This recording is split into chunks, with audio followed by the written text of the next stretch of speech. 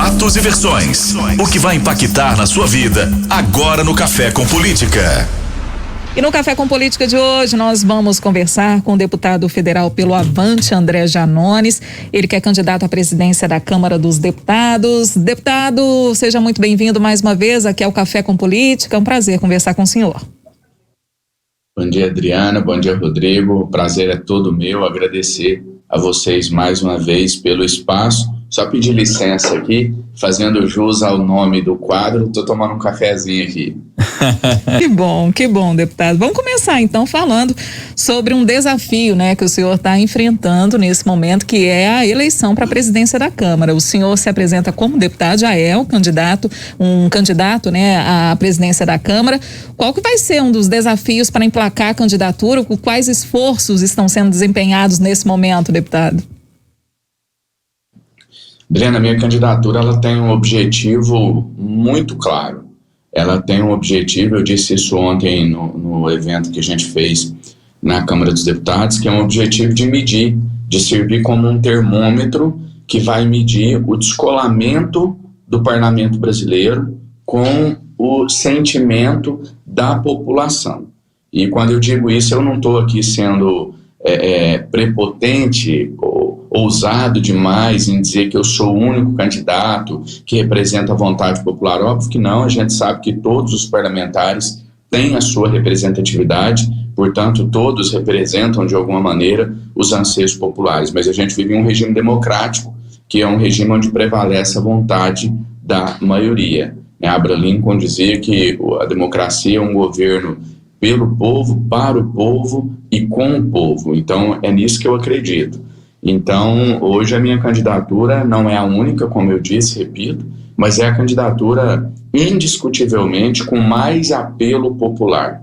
Se você fizer qualquer tipo de levantamento hoje, você vai perceber que a população brasileira, o sentimento do nosso país é: nós não queremos o sucessor do Rodrigo Maia, nós não queremos um candidato do Palácio do Planalto, nós queremos um candidato alinhado com aquilo que é de interesse da maioria do povo brasileiro, da grande parcela do povo brasileiro. Esse candidato quem representa essas bandeiras de forma prioritária sou eu, é a minha candidatura. Então a gente vai medir através dessa candidatura se o parlamento continua de costas virada para a população ou se ele ouve a voz que vem das ruas. E só para não me alongar demais nessa primeira resposta, dar um exemplo claro disso que eu estou querendo dizer. Quando houve discussão para pautar a MP1000, né, o mundo, não vou nem falar o Brasil, o mundo falava nisso, o Brasil todo falava nisso e a Câmara simplesmente ignorava, sequer tocava naquele assunto. Isso não é possível mais, eu acredito que a população não aceita mais isso, e uma votação pífia, não só minha, mas de alguns outros candidatos que fujam da polarização, vai ter um alto custo para a imagem da Câmara. Agora, deputado, como é que fica, né, o clima dentro do partido, já que o partido do senhor, ele faz parte do bloco de apoio do deputado Arthur Lira, que é um dos candidatos à presidência da Câmara, né? Como que fica o clima aí dentro do partido? Brena, por mais incrível que pareça, o clima não fica ruim. Eu tenho uma posição, sempre tive, de muita independência dentro do Avante, sempre fui muito respeitado pela minha posição, nunca sofri nenhum tipo de pressão, nunca sofri nenhum tipo de retaliação dentro do partido. Então, assim, eles compreendem a minha maneira de atuar, eles compreendem a minha independência, eles compreendem a minha proximidade com o eleitorado. Eu faço política de uma forma populista, ou seja, direto com o povo, sem passar por intermediários, por líderes partidários, prefeitos, vereadores. Eu faço diretamente com o povo e o meu partido compreende bem isso. Então a relação não é ruim, não. Deputado, o senhor falava aí das candidaturas que hoje polarizam esse debate, a candidatura do Arthur Lira, a candidatura do Baleia Rossi, um apoiado pelo presidente Jair Bolsonaro, o outro apoiado pelo presidente da Câmara, Rodrigo Maia. O senhor é um candidato tido como independente, assim como o seu colega mineiro também, Fábio Ramalho. São dois mineiros que estão tentando sair dessa polarização.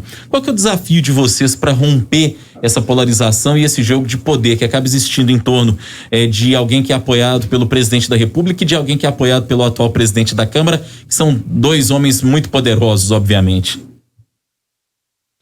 Olha, no caso do deputado Fábio Ramalho, que é alguém que eu respeito muito, a gente tem uma maneira diferente de atuação e eu acredito que o Fábio vá buscar aproximação direta com os colegas. No meu caso, a maneira de tentar quebrar isso é simples e eu resumo para você em uma frase: é convencer os deputados a ouvirem as suas bases eleitorais, a ouvirem os seus eleitores. Só isso. Se os deputados ouvirem os seus eleitores, eu não tenho dúvida alguma que a gente passa a ter uma relevância nesse cenário. Quando eu digo ouvir, Rodrigo, eu não estou pregando aqui, e é bom a gente esclarecer isso, porque pode parecer um discurso vazio, né? Eu tenho total consciência que o parlamento, que a Câmara dos Deputados, ela tem uma eleição interna, que são os nossos pares que vão decidir o presidente da Câmara, e o que eu estou defendendo não é que isso vire uma eleição direta.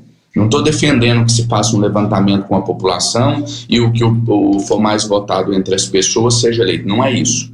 Mas eu acho que você fazendo você atribuindo algum peso para a opinião da população, para a vontade popular, eu acho que o cenário já muda. Eu tenho dito o seguinte, que um país aonde a opinião popular não é levada em conta, e aí repito, não estou dizendo que as pessoas querem que o André Janones seja presidente da Câmara, vamos votar no André Janones, não é isso. Mas em um país sério, a opinião das pessoas, a opinião da população, ela tem que, no mínimo, ser levada em conta, ser considerada, ser levada para discussão. Eu dizia ontem, o seguinte: se a gente fosse um país sério de verdade, se a gente tivesse uma democracia consolidada, como a gente diz ter, a minha candidatura ela estaria hoje sendo considerada uma candidatura com a relevância de Arthur Lira e Baleia Rossi. Um vem avalizado pelo Palácio do Planalto, o outro vem avalizado pelo Rodrigo Maia e o outro vem avalizado pela vontade popular. Deputado, eu queria trazer agora a discussão dos impactos da Covid-19, né? E o senhor foi um defensor do auxílio emergencial de R$600 na época em que o presidente Jair Bolsonaro, o governo federal, acabou prolongando o auxílio e o valor passou a ser de R$300. Agora, nesse ano, né, de 2021, sem o auxílio, sem os auxílios também estaduais, como por exemplo aquele auxílio que o governo do estado aqui de Minas estava fornecendo aos impactados, né, pela Covid-19.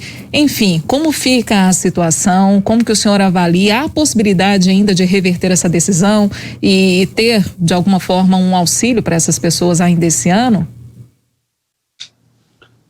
Respondendo sua pergunta, eu quero fazer um gancho rápido aqui com o que eu acabei de dizer relacionado à candidatura à presidência da Câmara e na importância de você ter um presidente alinhado com os anseios da população brasileira. Um exemplo claro, né? O auxílio emergencial, ele foi instituído com os seguintes dizeres: era um auxílio para que a população brasileira, para que o povo brasileiro conseguisse sobreviver à pandemia, né? Conseguisse passar por esse período. É muito simples. Às vezes pode parecer que eu estou minimizando, simplificando demais, mas não é. É muito simples. Isso aqui, a nossa lógica responde. Se você institui um auxílio para que a população possa enfrentar a pandemia, o auxílio acaba quando a pandemia acaba. Se tem pandemia, tem auxílio. Se as pessoas não podem trabalhar, você dá um auxílio para elas. Se a economia não se recuperou e o brasileiro está sem renda, não existe nada que justifique o fim do auxílio. Me disseram N vezes que o Brasil está quebrado, essa é a fala mais fácil. Você pega alguém que defende o auxílio, dizer que ele é um populista, um demagogo, que ele está atrás de voto, que o Brasil está quebrado e ponto final, sem entrar na discussão. Entreguei ao presidente Jair Bolsonaro e ao ministro Paulo Guedes, não uma, mas 7 fontes de financiamentos para o auxílio emergencial, tudo feito por uma equipe de economistas, bem construído. Nunca se observou o trabalho que eu entreguei a eles. Participei de debates com os maiores economistas do país, provei que é possível prorrogar o auxílio. Até agora ninguém me provou esse país está quebrado. Na verdade, o populista, o demagogo, estava do outro lado. São esses que dizem que o Brasil está quebrado, que não é possível pagar um auxílio emergencial no ano de 2021. É necessário, as pessoas começam em uma situação de miserabilidade em algumas regiões do país. Eu recebo relato dessas pessoas, inclusive estou indo agora para, assim que passar as eleições da Câmara dos Deputados, muito provavelmente eu devo viajar a algumas regiões do país para mostrar isso e a possibilidade de continuar o auxílio, de ser prorrogado. Felizmente começa a existir. Era algo que, se você me perguntasse até 15 dias atrás, eu te responderia que praticamente não teria qualquer chance, mas o assunto volta a ganhar alguma relevância entre nós deputados, os corredores aqui do Congresso Nacional, e parece ter alguma possibilidade, sim, de que retome. Eu acho que, infelizmente, né, para retomar o auxílio emergencial, a gente vai ter que estar numa situação muito crítica. Então, episódios como o que a gente viu ontem em Manaus, que jogam luz no que está acontecendo, é uma maneira de você dar visibilidade, mostrar para o Brasil todo que a pandemia não acabou, que as pessoas ainda estão morrendo, que não se pode ainda tocar a vida normalmente. Isso facilita que o auxílio seja prorrogado. O episódio de Manaus ontem deu muita força para a discussão em grupos de parlamentares, muito se discutiu sobre isso, e hoje eu vejo um caminho aí para que o auxílio possa sim voltar. Até quando? Prorrogado até quando? Por exemplo, a ideia do senhor no início era até março, mas a gente está em janeiro, né? Tem uma noção ainda, deputado, de até quando? Adriana, isso para mim é muito óbvio. Para mim é muito óbvio. Se prorroga até você ter condições de falar para as pessoas. Podem ir para a rua, podem trabalhar, podem aglomerar. Eu não posso falar eu posso falar para o vendedor lá de cachorro-quente que ele não pode ir para a rua vender. Eu não posso falar isso, é quando eu tiro o auxílio dele. Aí eu perco a legitimidade do meu discurso. Aí eu me torno incoerente, eu me torno hipócrita, né? Ressaltando sempre que nós, deputados, não tivemos um centavo sequer de redução do nosso salário e nunca se atrasou um dia sequer. Na verdade, sempre se paga antecipado. E durante a pandemia não foi diferente. Nós recebemos a primeira parcela do nosso 13º em junho, a segunda em dezembro. Então a gente não pode deixar isso nos tirar o pé da realidade, porque essa não é a realidade da maioria da população brasileira.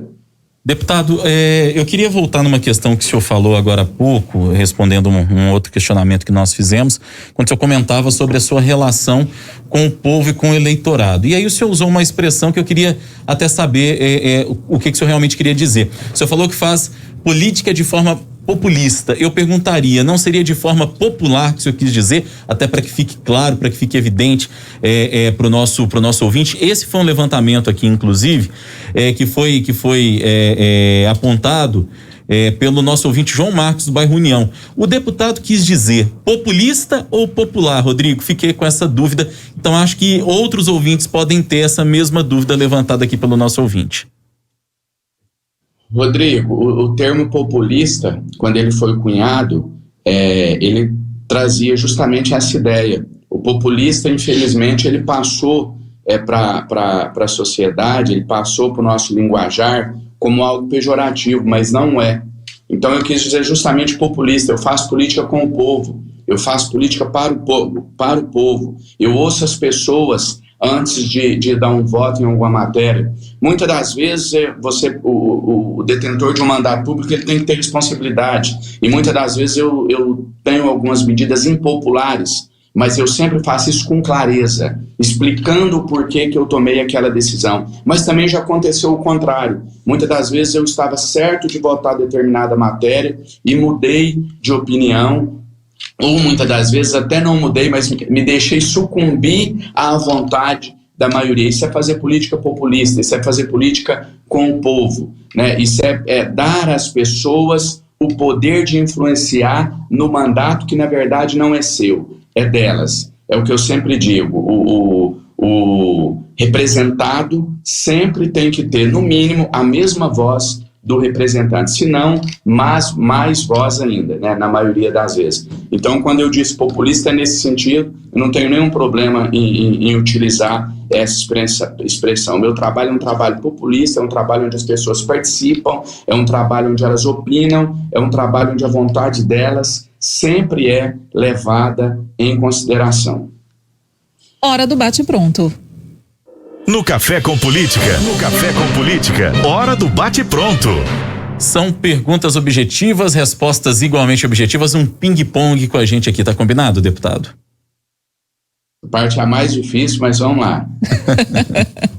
Vamos começar então, deputado. Maior desafio para chegar à presidência da Câmara? Convencimento. Perfil combativo do senhor ajuda ou atrapalha na Câmara? Ajuda. Prioridade, se vencer nas eleições ou se vencer as eleições na Câmara? Auxílio permanente. Prefeito de Belo Horizonte, Alexandre Calil. Bom. Governador Romeu Zema. Regular. Presidente Jair Bolsonaro. Incoerente. Você acompanhou então a entrevista com o deputado federal pelo Avante, André Janones, ele que é candidato à presidência da Câmara dos Deputados. Deputado, mais uma vez agradecemos, viu, a participação do senhor aqui no Café com Política, estamos sempre à disposição. Eu quem agradeço a vocês, agradeço pelo espaço e espero muito em breve poder repetir de forma presencial, se Deus quiser. Muito obrigado a vocês e até a próxima. Muito obrigado, deputado. Todos aguardamos o fim dessa pandemia para que a gente possa voltar a recebê-los aqui no estúdio com muita alegria.